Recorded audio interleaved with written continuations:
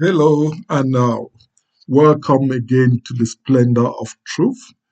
And I'm excited to announce that this is the last chapter um, that we are going to talk about. In fact, it's not a whole chapter per se, it's called the Epilogue, the final reflection. Uh, so, my name is Januarius Asongu, and I am the author of The Splendor of Truth. And it's been a real big pleasure to, to talk to you and to discuss with each and every one uh, who has reached out to me, either through this podcast or privately to express their sentiments. I really appreciate that. So today again, we are going to talk about the epilogue of the splendor of truth. And I will start by looking at truth as liberation, the final victory of knowledge. This is the final reflection in a journey that has taken us across philosophy, epistemology, ethics, politics, psychology, civilization, and transcendence itself. But more than anything else, this book has been about one enduring question: how can humanity still believe in truth? Because we live in a time of enormous confusion, a, a world saturated with information, yet profound moral fragmentation, a world where truth is increasingly treated as negotiable, tribal, or political. And throughout this book, I have tried to defend the very simple but profoundly important idea: truth matters. Not merely academically, not merely scientifically, but civilizationally. Because when a society lose their relationship with truth, they eventually lose their relationship with reality. And once that happens, freedom itself becomes fragile. The journey of the book. When we began this journey, we started with philosophy itself, with the birth of the critical mind. We explored how human beings move from myth towards rational inquiry. And then we developed the framework of critical synthetic realism, the defense of objective truth, epistemic humility, critical rationalism, coherence, correspondence, and the moral responsibility of knowledge. From there, we confronted some of humanity's enduring forms of irrationality: suspicion, witchcraft causality, fatalism, destiny thinking, and epistemic paralysis. Then we turned towards reconstruction. We talked about democracy, flourishing, ethics, fairness, love, sustainability, and the architecture of the good society. And finally, we arrive at transcendence itself, the recognition that human understanding remains finite, even while truth itself remains real. The entire journey has ultimately been about liberation because truth liberates. Truth as liberation. One of the central ideas of this epilogue is that ignorance is never merely intellectual. Ignorance has consequences. Falsehood shapes institution. Falsehood shapes politics. Falsehood shapes religion. Falsehood shapes economics. Falsehood shapes civilization. And when falsehood becomes normalized, suffering multiplies. This is why the pursuit of knowledge is not a luxury. It is an ethical obligation. To seek truth is to resist manipulation. To seek truth is to resist oppression. To seek truth is to defend human dignity. And this applies not only to governments or institutions, but also to ourselves. Every human being must confront the temptation to believe what is comforting rather than what is true, to follow tribal loyalty instead of evidence, to protect ideology instead of reality. But civilization survives only where truth remains greater than power, always. The Splendor of Truth. Why did I call this book The Splendor of Truth? Because truth possesses radiance. Not because truth is always easy, not because truth is always pleasant, but because truth illuminates. Truth allows humanity to see reality more clearly. It frees the mind from illusion. It aligns human beings with the structure of existence itself. And ultimately, it opens the possibility of flourishing. This is why philosophy matters. Philosophy is not merely abstract speculation. And at its best, philosophy is civilization's immune system.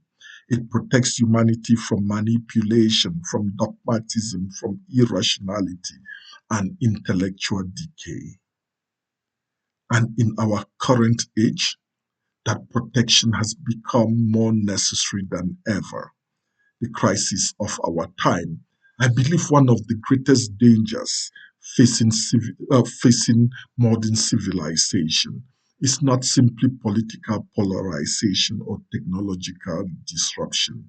It is epistemic fragmentation. Human beings increasingly inhabit separate realities. Algorithms shape perception. Propaganda spreads faster than reflection. Artificial intelligence can fabricate narratives instantly. Emotional outrage often replaces disciplined reasoning. And in such a world, the defense of truth becomes extraordinarily difficult, but also extraordinarily important. The future of freedom depends on humanity's willingness to remain intellectually honest. That is why critical thinking matters. That is why education matters. And that is why philosophy matters. And even more importantly, that is why truth matters. Hope without illusion. Now, despite all the challenges, this book is not pessimistic.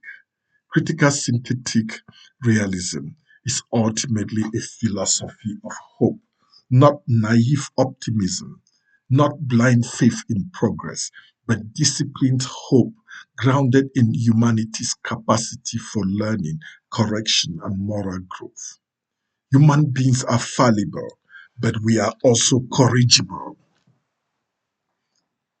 We can learn, we can improve, we can reform institutions, we can overcome ignorance, we can build truthful societies, but only if we remain committed to reality itself. A final reflection. As I conclude this series, let me say something deeply important. The pursuit of truth is never finished. No philosophy will ever answer every question. No system will eliminate uncertainty. No civilization will ever become perfect. But the willingness to continue seeking truth responsibly, that is the foundation of human progress. To think critically, to live ethically, to question courageously, and to love truth more than ideology. That is the task.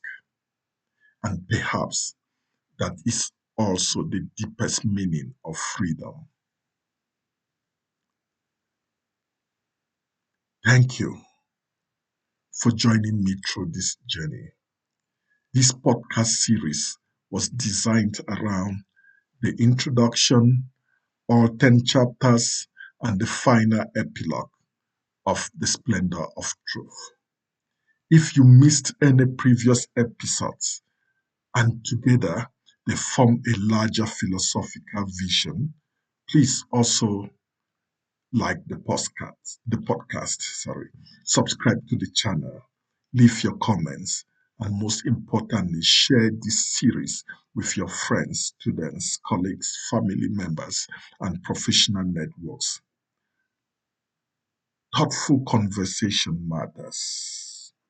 And ultimately, if you truly want to engage this work deeply, I encourage you to purchase the book itself, either on Amazon or directly through the publisher, With and Stock, because while this podcast series introduces the major ideas, you cannot fully grasp everything contained in this 250 plus page work by simply listening to 10, 15-minute summaries. The book goes much more deeper.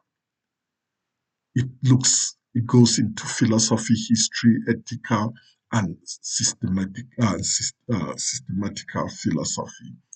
There is far more there for serious readers and thinkers looking ahead. And now, as we conclude this philosophical journey, our next book series will take us from philosophy to theology.